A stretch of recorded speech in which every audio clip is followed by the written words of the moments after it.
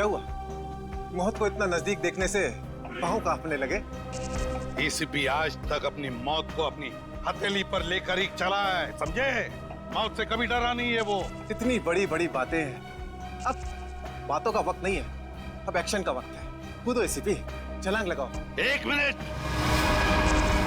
लेकिन तुम पर कैसे विश्वास कर सकता हूं कि मेरे कूदने के बाद तुम इन तीनों को छोड़ दोगे? तुम्हारे पास और कोई चारा भी नहीं। कूदो एसीपी।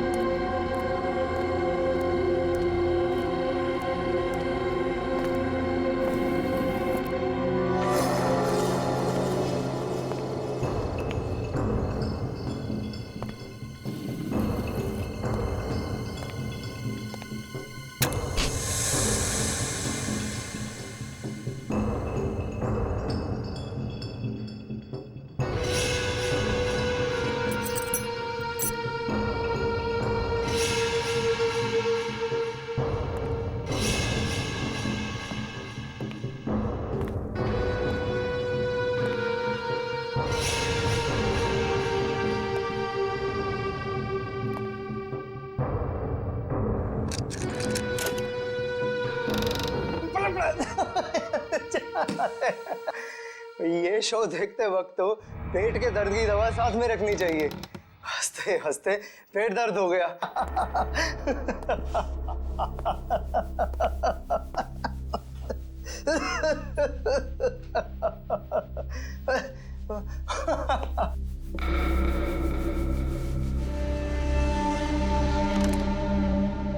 कौन है ये? प्रमोद कौन है ये? बहुत खुशकिस्मत हो तुम। मौत से कुछ पल पहले इतनी हंसी और इतनी खुशी हर किसी को नसीब नहीं होती। कौन हो तुम? अंदर कैसे आए? मौत को अंदर आने के लिए किसी न्योते की जरूरत नहीं पड़ती है।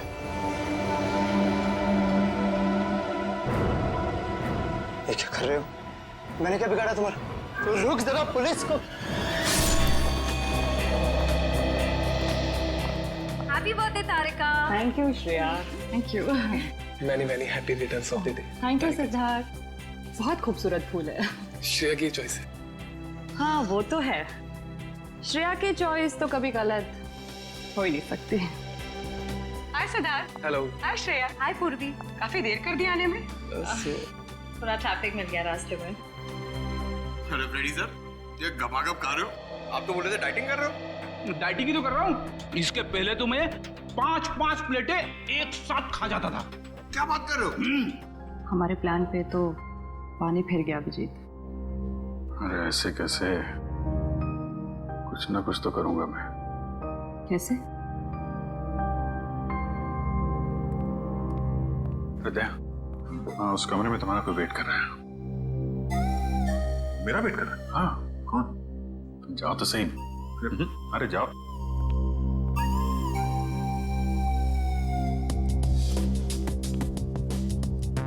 हे सिद्धार्थ, वो तुम्हें मेरी जासूसी नॉवेल्स की कलेक्शन देखनी थी ना? चलो दिखाती हूँ। चलो श्री। अरे कभी तो श्रेया को अकेले छोड़ो। ऐसी कोई बात नहीं है ना? चलो। इट्स ओके सिद्धार्थ, जाओ तो। चलो।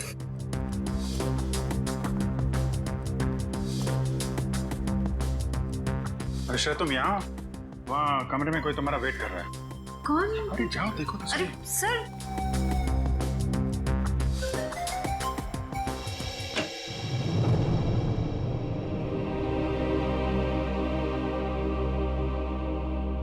श्रेया, अच्छा किया तुम सिद्धार्थ को अपने साथ यहाँ ले आई।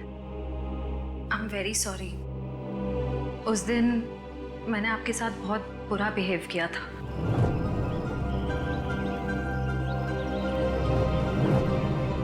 छोड़ो ना, मैं भूल गया हूँ, तुम भी भूल जाओ। काश भूल पाना इतना आसान होता। जिंदगी कितनी सिंपल हो जाती है। निश्चय ये यादें ही तो है जो उदास दिलों को जिंदगी जीने का हौसला देती है। अगर यादें ही ना हो तो जिंदगी कितनी बोरिंग हो जाएगी। तो क्या तुमने सिद्धार्थ से शादी करने का फैसला कर लिया? मेरा दिल कुछ और कह रहा है, दिमाग कुछ और। मैं जानता हूँ श्रेया, हमारे काम में हम दिल की नहीं दिमाग की सोचते हैं, मगर एक बार सीआईडी ऑफिसर ने एक आम लड़की की तरह सोचो, दिल का इस्तेमाल करो, उसकी आवाज सुनो। मेरे दिल में तो एक ही इंसान का नाम गूंजता रहता है और वो नाम है श्रेया। सिद्धार्थ। सिद्धार्थ प्लीज, सिद्धार्थ मेरी बात तो सुनो प्लीज। अब सुनने को बाकी क्या रह गया है? पूरी हकीकत मैंने अपनी आंखों से देख ली है। तुम दया से प्यार करती हो ना?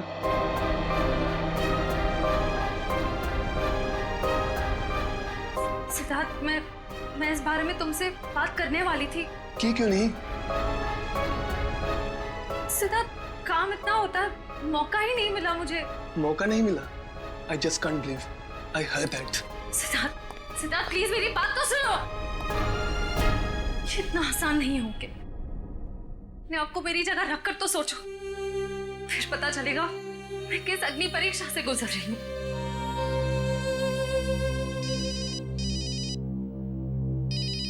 हेलो,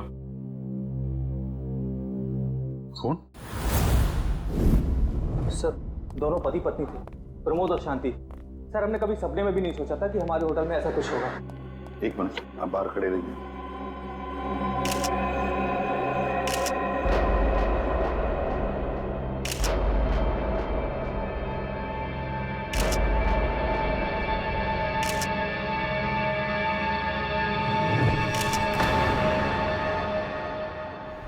माय गॉड, दोनों की लाशें ऐसी इस अवस्था में।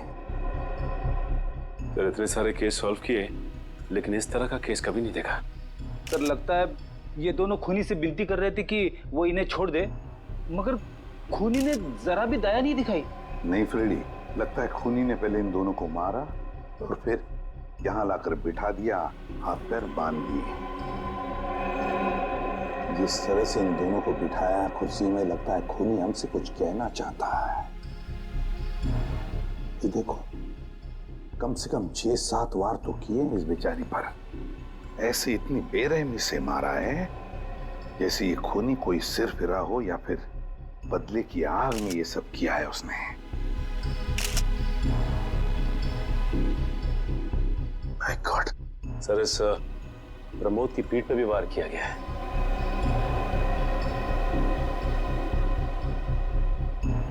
क्या हुआ?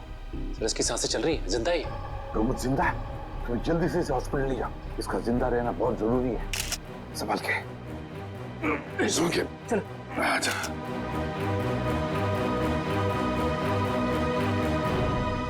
एक बात बताओ, ये खूनी अंदर आया कैसे? किसी ने देखा कैसे? नहीं सर, ये सब रात में हुआ सर, और रात के वक्त इसकी ड्यूटी रहती है सर, इससे पूछिए आप।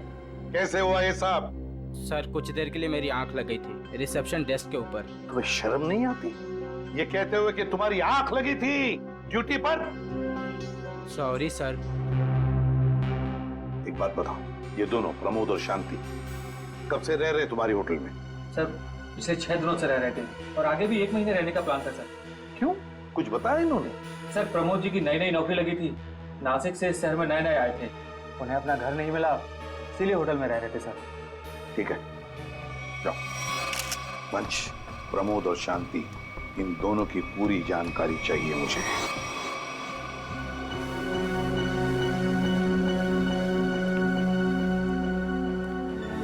हाँ सचिन, ये प्रमोद कैसा है? सर, डॉक्टर ने ऑपरेशन शुरू कर दिया है, थोड़ी देर में पता चल जाएगा सर। लगता है सचिन, ये खूनी शांति को ही मारने आया था, प्रमोद को नहीं।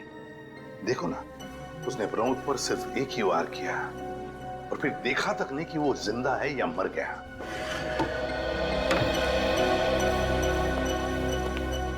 डॉक्टर साहब, कैसा है प्रमोद?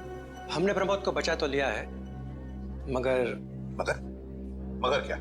वो कोमा में चले गए हैं। कोमा में? लेकिन डॉक्टर साहब, प्रमोद को होश तो आ जाएगा ना? हम तो अपनी तरफ से पूरी कोशिश करेंगे, मगर कुछ कहा नहीं जा सकता। Thank you. कुछ भी हो, प्रमोद होश में आना ही चाहिए। खूनी को सिर्फ प्रमोद ने ही देखा है। शांति की लाश से कुछ पता चला? दया, मौत की वजह तो तुम लोगों को क्राइम स्पॉट पे ही पता चल गई होगी। पेट पर चाकू के इतने सारे घाव हैं, उसी की वजह से मौत हो गई बेचारे की। हाँ, वो तो हमें पता चल गया था। उसके अलावा कुछ और? हाँ, एक खास बात। 2 महीने पहले इसका किडनी का ऑपरेशन हुआ था। ये देखो, इसमें फोटो है। किडनी का ऑपरेशन? वंश, पता करो शहर के किस हॉस्पिटल में शांति के किडनी का ऑपरेशन हुआ था। जैसे और सर, वो क्राइम सीन पे जो खून मिला था वो शांति और प्रमोद का ही है। खूनी ने खून करने से पहले एक एक कदम फूंक फूंक कर रखा है। हाँ, काफी प्लानिंग की है खूनी ने इस जुर्म को अंजाम देने के लिए। उसे पता था कि ये प्रमोद ऑफिस से कितने बजे वापस आता है, और वो होटल के कमरे में पहुंच गया जब दोनों मौजूद थे। पर सर, अगर उसका मकसद शांति को ही मारना था तो वो तो प्रमोद के आने से पहले ही जुर्म को अंजाम देकर वहां से फरार हो सकता था। हाँ, ये बात तो है। मुझे लगता है खूनी ने प्रमोद के ऊपर सिर्फ एक ही बार वार किया, और वो इसलिए क्योंकि वो चाहता था कि वो कोमा में पहुंच जाए और जिंदा लाश बन जाए। सर, लगता है ये खूनी कोई एक्सपर्ट है जो अच्छी तरह से जानता था कि वार कहाँ पे करना है। सर, वो एक्सपर्ट नहीं, मुझे तो सरफिरा लगता है। वरना मारने के बाद इन्हें प्रार्थना की पोजीशन में क्यों बैठा था? कोई तो गहरा कारण है सबके पीछे जो इस खूनी के अतीत से जुड़ा हुआ है। क्या प्रमोद की बीवी का खून हो गया और प्रमोद कोमा में है? जी हाँ। खैर, अब ये बताइए कि पिछले कुछ दिनों से प्रमोद का स्वभाव कैसा था? क्या वो डरा डरा रहता था या कुछ और अजीब बात? नहीं, ऐसा तो कुछ नहीं था। पर हाँ सर, मैंने उनको काम में बहुत सारी गलतियां करते देखा। साफ साफ बताइए, प्रमोद किस तरह की गलतियां कर रहा था? बेसिक अकाउंटिंग की गलतियां। मुझे तो हैरानी हो रही थी कि इतने काबिल और इतने क्वालिफाइड इंसान ऐसे बच्चों वाली गलतियां कैसे कर सकता है कोई। वो तो अच्छा हुआ कि मैंने उनकी गलती देख ली, वरना पूरी अकाउंट शीट खराब हो जाती। सर, मुझे तो लगता है उन्हें काम आता ही नहीं था। ऐसा कैसे हो सकता है? वो जिस कंपनी से आए थे वो तो बहुत बड़ी कंपनी थी, और कोई भी बड़ी कंपनी किसी ऐसे आदमी को अपने यहाँ नौकरी पर क्यों रखेगी जिसे उसका काम ही नहीं आता हो? अब तो इस प्रमोद की सारी कुंडली निकालनी पड़ेगी। पति पत्नी प्रमोद और शांति एक नंबर के धोखेबाज थे। उनके सारे सर्टिफिकेट्स और डॉक्यूमेंट्स नकली हैं। स्कूल और कॉलेज हर जगह के। ऐसी क्या वजह हो सकती है जिस वजह से 420 करके ये उस फाइनेंस कंपनी में काम कर रहा था? ये इस प्रमोद को वहाँ काम करके क्या फायदा हो सकता है? इस सवाल का जवाब तो उसी वजह से जुड़ा है निखिल, जिसकी वजह से इस प्रमोद की हत्या की गई। पर वजह जो भी हो, उस वजह का पता तो CID निकाल ही लेगी। लेकिन सर, हो सकता है इन दोनों का नाम भी नकली हो सकता है।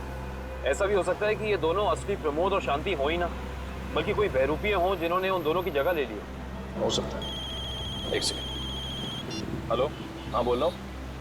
हाँ, कौन सा hospital? Okay, thank you so much. क्या हुआ निखिल? हमारा अंदाजा सही निकला। 2 महीने पहले पुणे की मोती हॉस्पिटल में इस प्रमोद की पत्नी का एक ऑपरेशन हुआ था। वहाँ प्रमोद की पत्नी का नाम शांति नहीं बल्कि विनीता लिखा हुआ है। विनीता? मोती हॉस्पिटल, पुणे।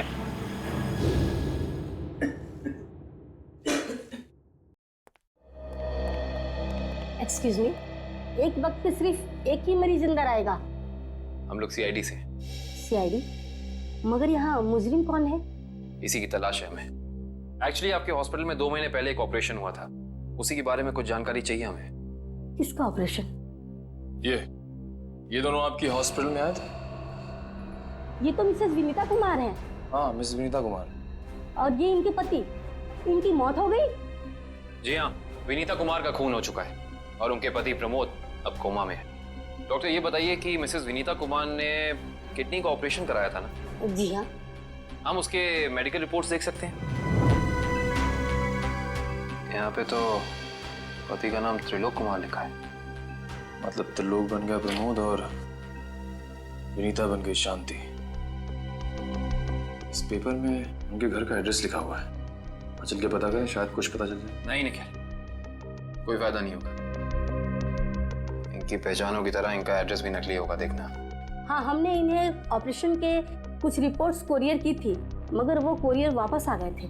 डॉक्टर, ये बताइए कि इन्होंने ऑपरेशन का पेमेंट कैश में की थी या चेक से या किसी कार्ड से? इंश्योरेंस के जरिए। इंश्योरेंस? उस इंश्योरेंस कंपनी के कोई कागजात, कोई डॉक्यूमेंट्स हैं आपके पास? हाँ, इसी फाइल में होंगे। गुड।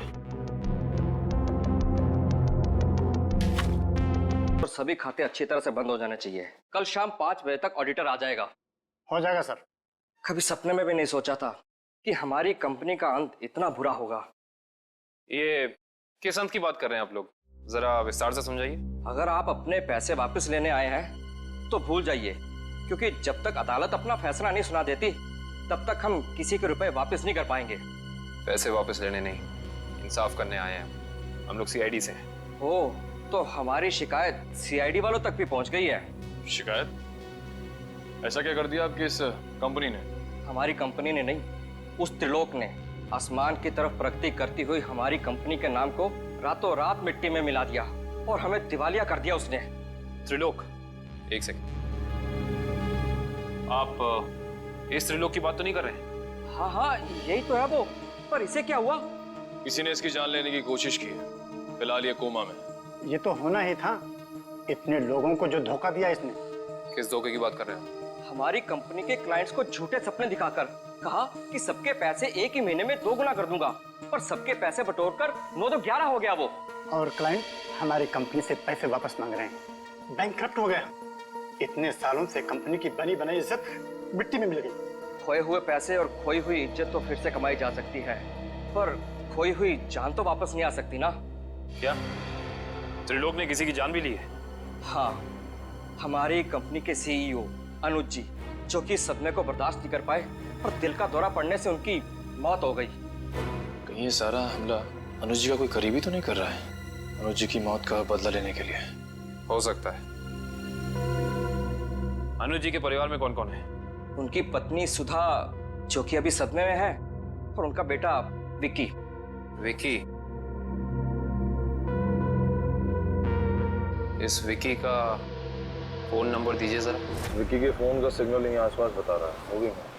अच्छा, अभी भी मागाधे रोड की तरफ मुड़ा है। मागाधे?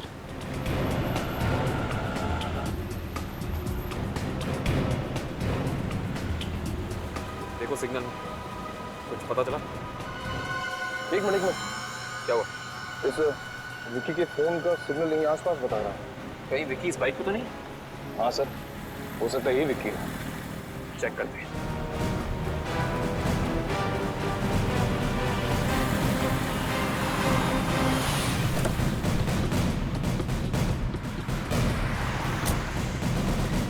सुनो भाई साहब, तुम ही विक्की हो? हाँ, और ये क्या बदतमीजी है? तुम लोग मेरा नाम कैसे जानते हो? तुम्हारा नाम और तुम्हारे सारे कारनामों के बारे में जानते हैं हम। सीआईडी। सीआईडी? इस शहर में क्या कर रहा है? हाँ? कुछ काम था और तुम लोग मेरा पीछा क्यों कर रहे हो? बकवास बंद कर।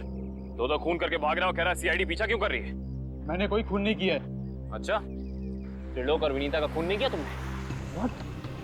त्रिलोक और विनीता मर चुके हैं? ड्रामा बनकर अपना पूरा इतिहास है तेरा हमारे पास। उन दोनों ने तुमसे तुम्हारे पिता को छीना, उसका बदला लेने के लिए तुम यहाँ आए हो उनके पीछे। हाँ, मैं बदला लेने जरूर आया था, पर मैंने उनका खून नहीं किया। देख, सच बोल दे समझा, नहीं अपनी शक्ल नहीं पहचान पाएगा। मैं सच कह रहा हूँ। मैंने किसी तरह उनके बारे में पता किया। मैं उनके होटल भी गया था, मगर जैसे मैं उनके कमरे की तरफ जा रहा था, मैंने उनके कमरे में एक आदमी को जाते हुए देखा। कौन सा आदमी था वो? उसके चेहरे को ठीक से देख नहीं पाया मैं। तुम्हें जो भी याद है, जितना भी याद है, साफ साफ बताओ। कद लगभग 6 फीट, ओवरकोट पहना हुआ था उसने, और उसके बाल लंबे थे यहाँ तक। हाँ, और उसने एलिगेटर शूज पहने हुए थे। Alligator shoes? हेलो, एक और खून?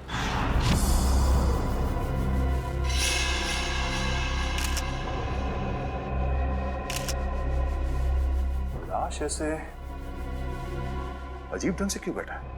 कमाल है सर, पिछले वाले केस में खूनी ने उन दोनों को होटल में चाकू मारकर प्रार्थना वाली पोजीशन में बैठाया था, और इसे गोली मार के इस तरह से। लगता है दोनों का खूनी एक ही है। गोली सीधे माथे के बीचों बीच मारी है। अगर ये सीरियल किलर होता तो इसे भी चाकू से मारता सर, क्योंकि विनीता को उसने चाकू से मारा था, इसे तो गोली मारी। हाँ, मगर लाशों को ऐसे एक ही ढंग से बिठाना क्या दो अलग अलग खूनी करेंगे?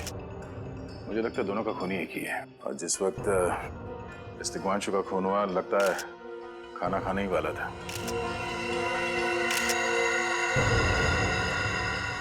तो यहाँ पे दूसरी प्लेट भी पड़ी है, कहीं ऐसा तो नहीं कि ये तिग्मांशु की बीवी के लिए थी? मैम सब तो एक हफ्ते के लिए गाँव गई हुई है, एक हफ्ते के बाद लौटेगी। तो क्या घर में कोई और आदमी था जिसके लिए तिग्मांशु ने एक और प्लेट में खाना डाला? नहीं साहब। अच्छा, जब तुम घर वापस आए उस वक्त ये दरवाजा खुला था या बंद था? नहीं साहब, बंद था। तो फिर तुम घर के अंदर कैसे आए? साहब ने एक चाबी मेरे पास भी दे रखी है। जो कोई भी था, ऐसा लगता है कि तिग्मांशु उस आदमी को जानता था। एक काम करो सचिन, पंकज, घर की अच्छी तरह से तलाशी लो, देखो कुछ मिलता है क्या।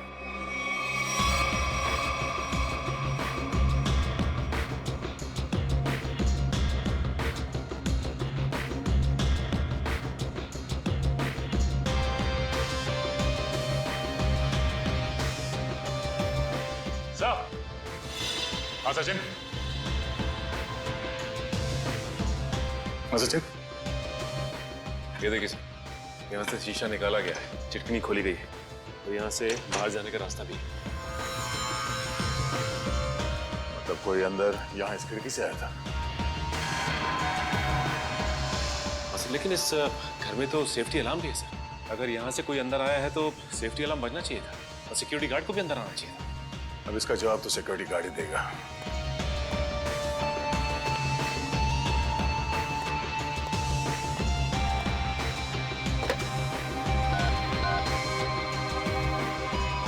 हेलो सिक्योरिटी, अच्छा आज दोपहर को तिग्मांशु जी के घर से अलार्म बजा था, तो फिर आप चेक करने के लिए उनके घर पे क्यों नहीं आए? ओ आई सी, पिछले हफ्ते भी? ठीक है, थैंक यू। क्या बोला सर ये सिक्योरिटी वाला? सिक्योरिटी का कहना है कि अलार्म बजा था और उन लोगों ने घर में फोन भी किया, तो तिग्मांशु जी ने कहा कि गलती से अलार्म बज गया, इसलिए वो लोग ऊपर नहीं आए। सर, हो सकता है तिग्मांशु ने मजबूरी में कहा, खूनी ने उसके सर पे गन तान दी हो।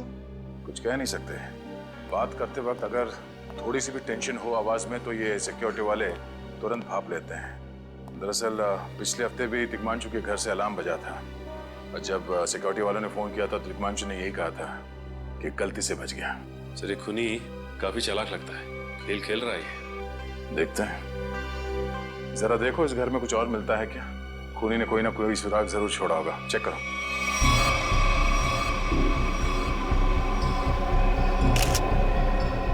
सर एक मिनट सर।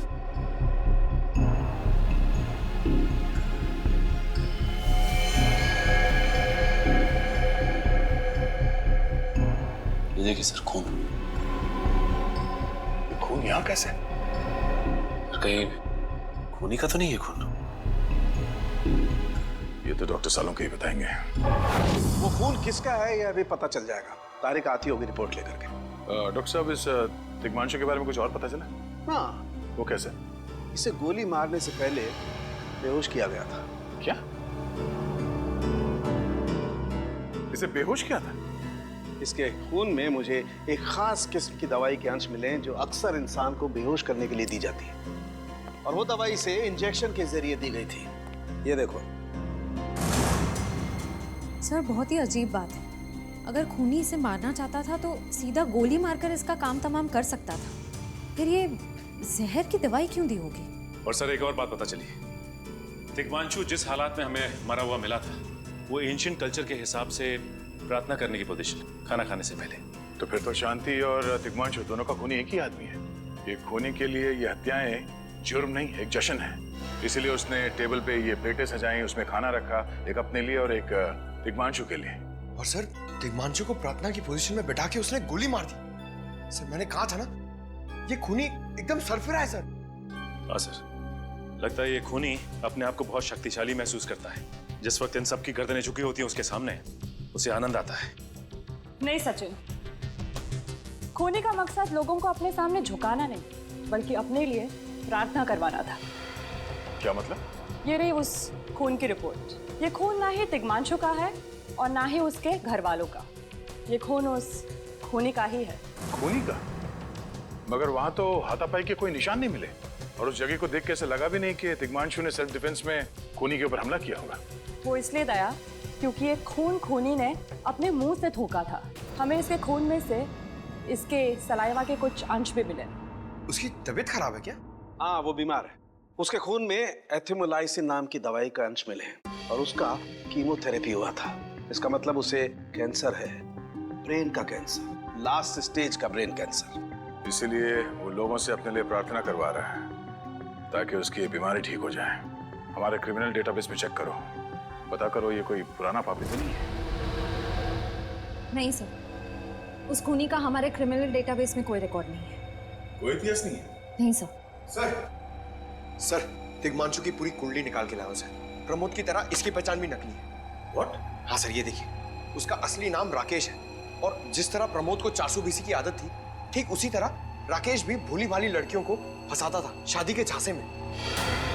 कई लड़कियों ने आत्महत्या की है इस दिग्मांशु और राकेश के चक्कर में। हाँ सर, शादी के बाद उनके पैसे लेके ये गायब हो जाता। सर, इसका मतलब खूनी ने 2 ऐसे लोगों को मारा जो पहले से मुजरिम थे। शायद उसने सोचा होगा कि मरने से पहले कुछ अच्छे कर्म कर लूं। नहीं श्रेया, जरूर कोई रिश्ता रहा होगा उसका इन दोनों अपराधियों के साथ। पता करो इन दोनों अपराधियों का केस किस पुलिस स्टेशन में फाइल किया गया था? सर, ब्रेन कैंसर के जितने भी पेशेंट्स हैं शहर में, उन सबकी लिस्ट मिल गई है। कुल मिला के ऐसे 50 पेशेंट्स हैं, जिसमें से 10 पेशेंट्स ऐसे हैं जो कैंसर की लास्ट स्टेज पे हैं। उनमें से 4 औरतें हैं, बचे 6। हाँ सर, और इन 6 में से 4 ऐसे हैं जो 70 साल से ऊपर के बुजुर्ग हैं। अब बचे 2, ये उदय और भानु। तुम इन दोनों से मिले? हाँ सर, ये उदय 6 महीने से हॉस्पिटल में है। और भानु? भानु सर 1 महीने से हैदराबाद में। ये कैसे हो सकता है सचिन? अगर वो मुजरिम इसी शहर में है तो कहीं उसका इलाज चल रहा होगा ना कहीं से वो दवाई खरीदता होगा। मांझी सर, इस शहर में जितने भी केमिस्ट है जहाँ पे ब्रेन कैंसर की दवाइयाँ बेची जाती है, उन सब की लिस्ट चाहिए मुझे। सब पता चल गया। त्रिलोक और राकेश दोनों के खिलाफ एक ही थाने में केसेस दर्ज किए गए थे, जगतपुरी थाने।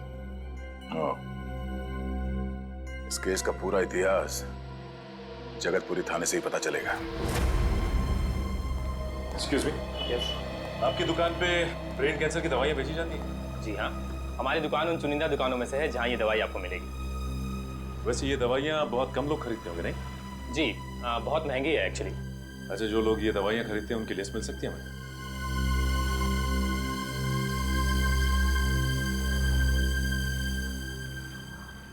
ये रही वो लिस्ट।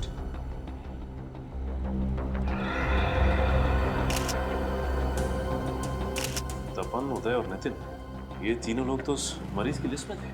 अच्छा, आपको पूरा यकीन है कि इनके अलावा और कोई नहीं आता ये दवाई लेने के लिए? जी नहीं, लेकिन हो सकता है कोई गैर कानूनी तरीके से ये दवाई खरीद रहा हो। ये दवाइयाँ काफ़ी महंगी है ना, आम आदमी इसका खर्चा नहीं उठा सकता। अच्छा, आप किसी ऐसे आदमी को जानते हैं जो ये गैर कानूनी काम करता है? साहब बताइए, कांस्टेबल सुनील आपके लिए क्या कर सकता है? सुनील जी, हाल फिलहाल में इस रिकॉर्ड रूम में कोई चोरी वगैरह हुई थी क्या? चोरी नहीं तो सर, अब यहाँ वाला कोई चोरी कैसे करेगा? सुनील, फिर आप एक हेल्प कर सकते हैं हमारी। हमें 2 मुजरिमों की फाइल चाहिए। एक का नाम है त्रिलोक कुमार और दूसरे का राकेश भिवेन। एक मिनट सर, क्या नाम बोले? राकेश? राकेश भिवेन।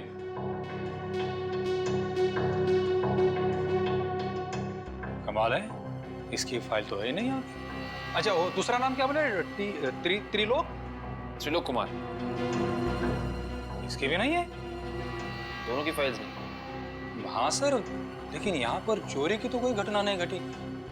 पता नहीं फाइलें गायब कैसे हो गई। सुनील, यहाँ याद करने की कोशिश करो, हाल ही में कोई दुर्घटना घटी थी क्या? पिछले महीने ऑफिस एरिया में आग लग गई थी, तो अच्छा हुआ फायर ब्रिगेड वाले जल्दी आ गए और हमारे रिकॉर्ड्स नष्ट नहीं हुए। जरूर ये आग भी जानबूझकर लगाई गई थी। आग लगने की वजह क्या थी? वो बताया गया कि मेन स्विच बोर्ड के अंदर शॉर्ट सर्किट हुआ था। कोई इलेक्ट्रिशियन भी आया था काम करने के लिए। जरूर वहीं छेड़छाड़ की गई। उस इलेक्ट्रिशियन का कोई आता, कोई पता, कोई कांटेक्ट है? दूसरे कांस्टेबल के पास था, लेकिन वो तो रिटायर होकर गांव चले गए। हाँ, कोई बात नहीं। सुनील, एक काम करिए, आप चेक करके बताइए कि और किन किन मुजरिमों की फाइल्स यहाँ से गायब हुई हैं। पता तो चले आखिर अगला शिकार है कौन इस अनोखे खूनी का। ये ले पैसे। अरे ये दवाइयाँ तो असली है ना।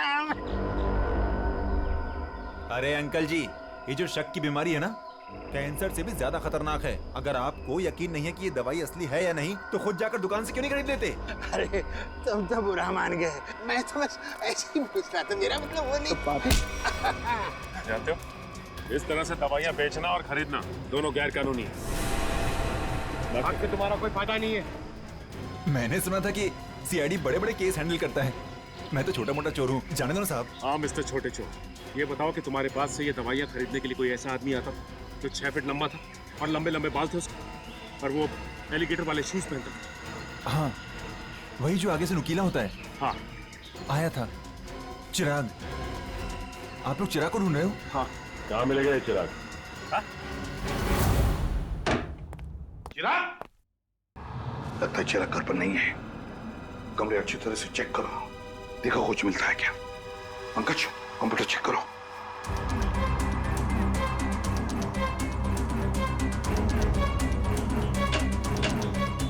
सर, ये देखिए, पूरी अलमारी गन्स और चाकू से भर रखी इस चिराग ने। My God. सर, हाँ, अंदर के कमरे में से ये खून से भरे हुए कपड़े मिले। पुलिस रिकॉर्ड रूम से फोन है। देखो। हेलो, जी कहिए। कौन? संदीप, स्वाधीन और हेमंत। ओके, ठीक है। कौन है ना? सर, त्रिलोक और तिग्मांशु की तरह इन तीनों की फाइल भी चोरी हुई है पुलिस रिकॉर्ड रूम से। मतलब अभिजीत, अब ये चिराग इन तीनों में से किसी एक को मारने वाला है। सर एक सेकंड, ये देखिए सर, इस कंप्यूटर की फाइल में इन तीनों की फाइल है। सर ये तीनों भाई हैं और बदमाश भी हैं, और इन्होंने 3 खून किए हुए हैं सर। सर यहाँ पे 2 एड्रेस है, एक चीकूवाड़ी और एक चारकोप। चारकोप और चीकूवाड़ी। एक काम करते हैं अभिजीत, हम दोनों चीकूवाड़ी चलते हैं और तुम लोग तीनों भी चारकोप चले जाओ। Yes sir. हाँ चलो अभिजीत।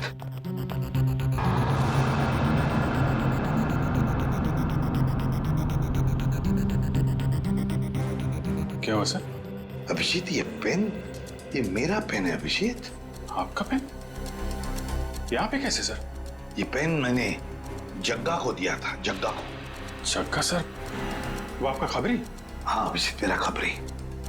मगर जग्गा तो मर चुका है सर। हाँ अभिजीत, तो मर चुका है, लेकिन जिस खून में तलाशी करने में मदद की थी जग्गा ने हमारी, उस वक्त वो खून भी इसी तरह हो रहे जैसे आज हो रहे हैं।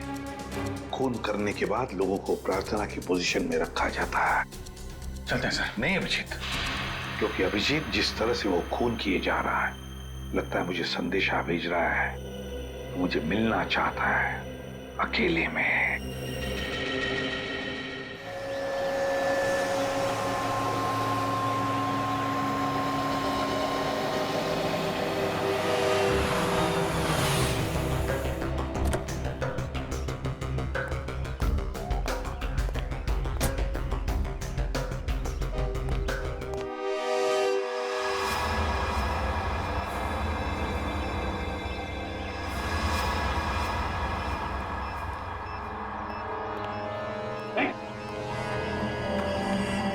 प्लीज हमें बचा लीजिए, किसी तरह हमें मार डालेगा।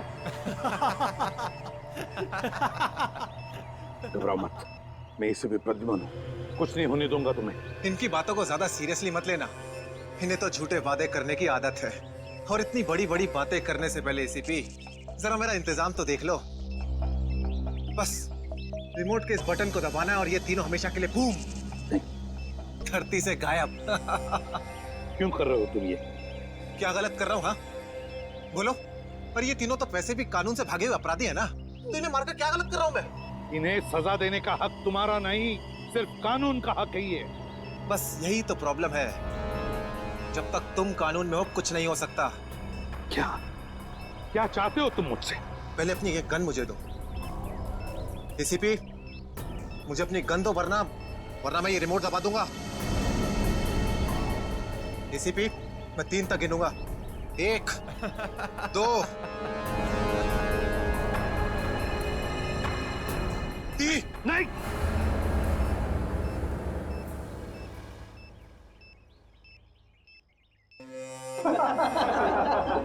बहुत अच्छे, बहुत अच्छे।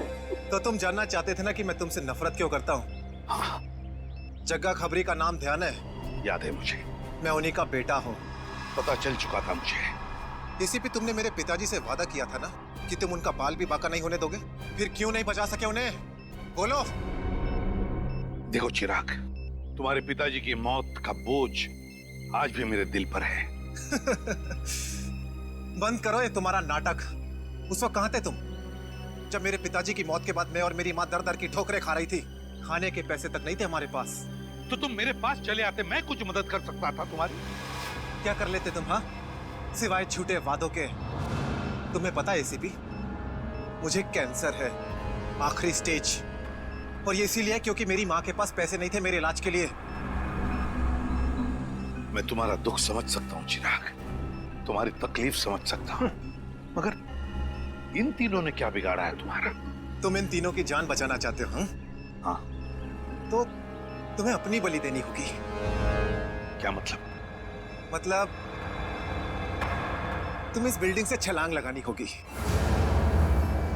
ताकि फिर कोई जग्गा खबरी सीआईडी का शिकार ना बने।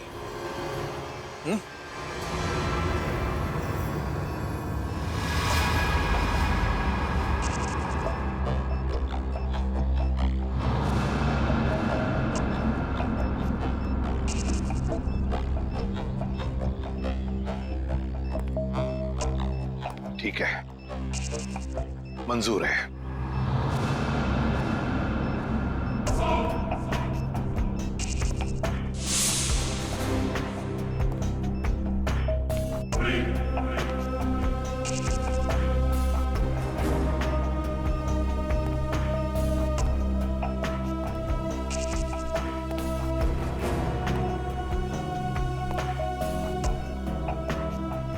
चढ़ो एसीपी, चढ़ो।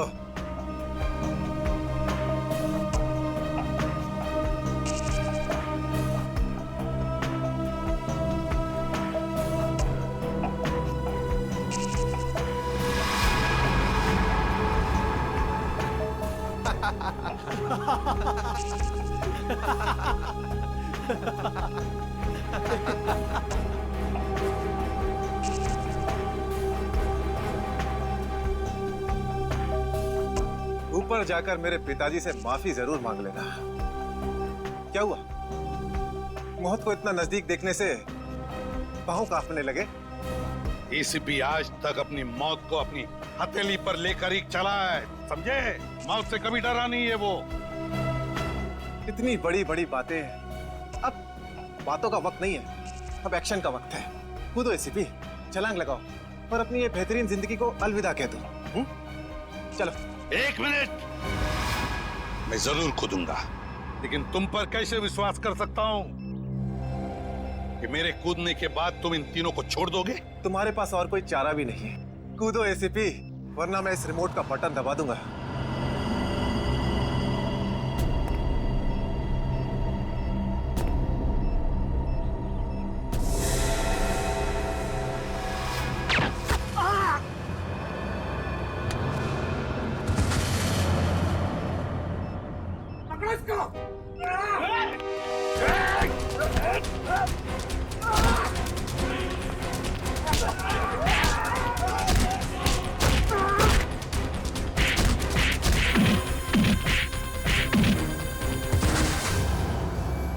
बस मिस्टर चिराग, बहुत चला लिया न्याय की अदालत।